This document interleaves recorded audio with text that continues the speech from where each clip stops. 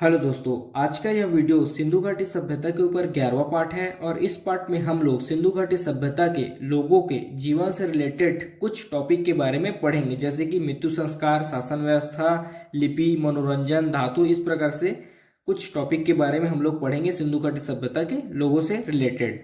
तो सबसे पहले देखते हैं मृत्यु संस्कार कि सिंधु घाटी सभ्यता के लोगों के द्वारा किस प्रकार मृत्यु संस्कार किया जाता था। देखिए, अंतिम संस्कार या मृत्यु संस्कार के लिए 3 प्रकार की प्रथा प्रचलित थी। इसमें पहला है दाह संस्कार, दूसरा है पूर्ण समाधिकरण और तीसरा है आंशिक समाधिकरण।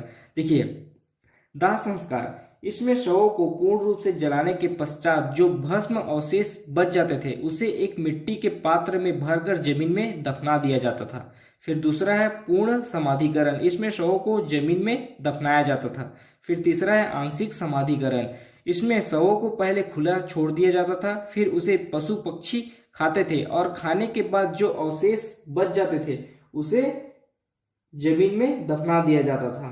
तो ये 3 प्रकार की प्रथा सिंधु घाटी सभ्यता में प्रचलित थी अंतिम संस्कार के लिए: दाह संस्कार, पूर्ण समाधिकरण और आंशिक समाधिकरण।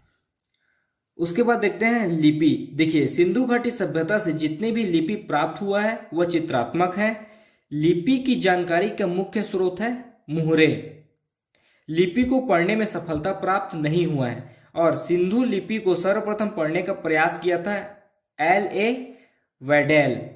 सिंधु घाटी लिपि से लगभग 64 मूल चिन्ह, 250 से 400 तक अक्षर प्राप्त हुए हैं। लिपि भावचित्रात्मक है और सामान्यतः यह माना जाता है कि लिपियां लिखी जाती है दाएं से बाएं। सिंधु घाटी सभ्यता की जो लिपि है वह दाएं से बाएं लिखी गई है। उसके बाद देखते हैं मनोरंजन। देखिए, सिंधु घाटी सभ्यता के लोग मनोरंजन के लिए शिकार करते थे, पशु पक्षियों को आपस में लड़ाते थे, पासा खेलते थे, शतरंज खेलते थे और चौपड़ खेलते थे। उसके बाद सिंधु घाटी सभ्यता के लोग तांबा से परिचित थे, कांसा से परिचित थे, सोना से परिचित थे, चांदी से परिचित थे, लेकिन लोहे से अपरिचित थे। उनको लोहे का ज्ञान नहीं था। ये सब धातुएं, तांबा, कांसा, सोना, इन सब धातुओं से परिचित थे, इनका यूज करते थे, लेकिन लोहे से अपरिचित थे। मापन पद्धति में 16 आवर्तक का यूज करते थे, दशमलव प्रणाली का यूज करते थे और उस समय से संबंधित आभूषण है कंडार, कर्णफूल, करधनी और पाजेब। ये सब आभूषण उस समय यूज किया जाता था। उसके बाद देखते हैं सिंधु घाटी सभ्यता के समय की शासन व्यवस्था। देखिए, कहा जाता है कि उस समय की शासन व्यवस्था प्रजातांत्रिक था, लेकिन केंद्रीय शक्ति संचालित थी, केंद्रीय शक्ति से संचालित थी।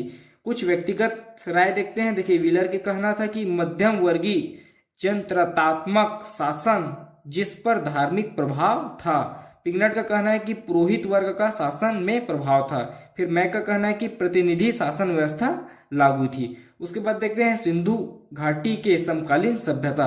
सिंधु घाटी के समय और कौन कौन सी सभ्यता थी? सुमेर की सभ्यता थी, मिस्र की सभ्यता थी, यूनान की सभ्यता थी और मेसोपोटामिया की सभ्यता थी। और यहीं से ही सिंधु घाटी सभ्यता के लोग व्यापार करते थे। इन्हीं सभ्यताओं से सिंधु घाटी सभ्यता के लोग व्यापार करते थे। तो ये थे हमारा सिंधु घाटी सभ्यता के लोगों के जीवन से संबंधित कुछ डाटा। आपसे एक रिक्वेस्ट है, अगर अभी तक आपने हमारे चैनल को सब्सक्राइब नहीं किया है तो प्लीज चैनल को सब्सक्राइब करें और वीडियो को लाइक शेयर जरूर करें। धन्यवाद।